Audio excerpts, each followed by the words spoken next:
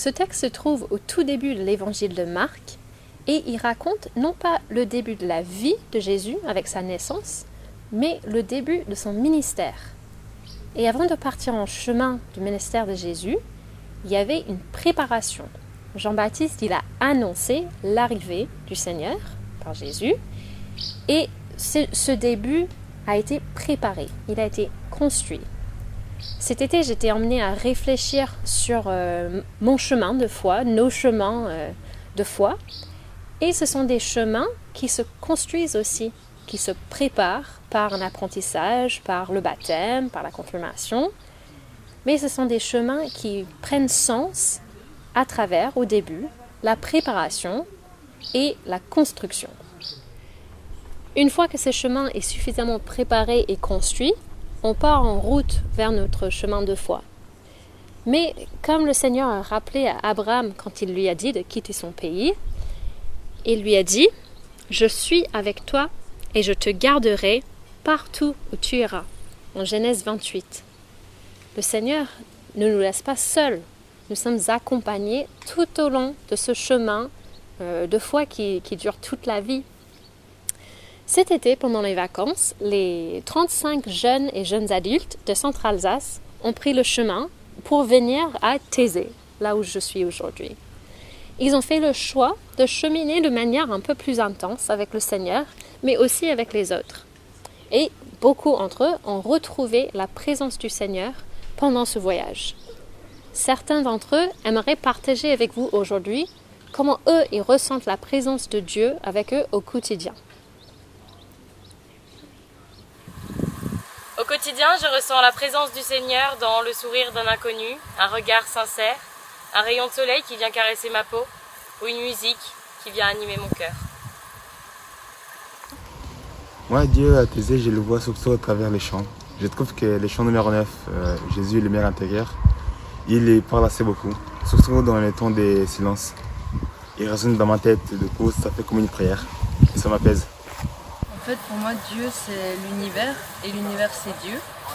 Et par conséquent, comme on a Dieu en chacun de nous, on fait en quelque sorte partie de Dieu. Je vois Dieu dans les circonstances, notamment dans les solutions à des situations compliquées. Je ressens la présence de Dieu comme un lien qui me permet de nouer de fortes relations d'amitié. Nous avons eu le plaisir aussi de poser cette même question à Frère Benoît, membre de la communauté de Thésée.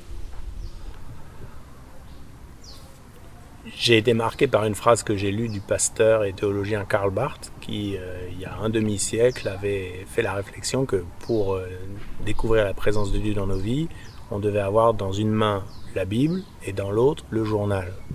Et je me suis dit, dans cette période qu'on a traversée si difficile, la présence de Dieu, en effet, elle est là dans cette parole qu'il nous a donnée, qu'il continue à nous donner, qui peut donner un sens à notre vie.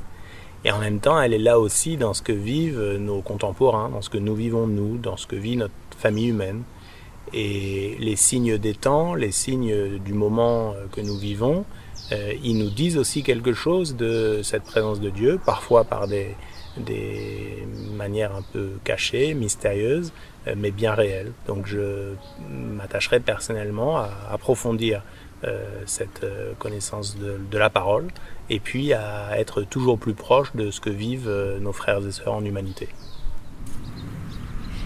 Comme vous venez d'entendre de certains, l'accompagnement, ça se fait beaucoup par notre entourage, nos compagnons de route. Le Seigneur ne nous demande pas de cheminer seul. En Marc chapitre 1, Jésus, tout au début de son ministère, il choisit ses premiers disciples. Ce sont les personnes qui vont cheminer avec lui tout au long de son ministère. De la même manière, nous sommes appelés à ne pas cheminer seuls. Nous cheminons en communauté ou en paroisse, en partie pour cette raison. Les jeunes qui sont partis à Thésée peuvent vous témoigner de l'expérience forte que c'est de cheminer ensemble, en communauté, pour mieux comprendre, pour mieux être accompagnés par le Seigneur. Sur notre chemin de foi, il y a bien sûr parfois des aléas. Il y a des moments où le chemin peut virer dans un sens qu'on ne connaît pas ou qu'on ne veut pas suivre. il y a des choses qui peuvent arriver qui sont déroutantes. Et surtout, parfois on a l'impression de ne pas avoir un plan de route. L'exemple parfait, c'est cette année 2020. Au mois de janvier, on ne pouvait pas savoir ce qui nous attendait au mois de mars, cet été, ou encore, on ne sait pas quand va se passer la rentrée. Cependant, nous avons l'assurance de l'accompagnement du Seigneur. Peut-être pour vous, cette idée de chemin de foi paraît un peu trop large ou trop vague ou trop long, mais peut-être vous menez actuellement un projet qui vous emmène à cheminer sur quelque chose de plus concret ou plus intense ou raccourci. Peut-être vous menez un chemin vers une vie plus écologique, par exemple. Peut-être vous menez une réflexion vers un choix difficile. Sur tous ces petits chemins qui font partie de notre chemin de foi finalement, nous pouvons aussi être réconfortés dans l'idée que d'abord le Seigneur nous accompagne et que de la même manière nos compagnons de route nous soutiennent et que nous ne sommes pas seuls. La promesse d'Abraham fait écho aujourd'hui dans nos cœurs que le Seigneur est avec toi et qu'il te gardera partout où tu iras.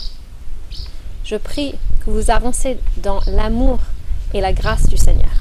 Amen.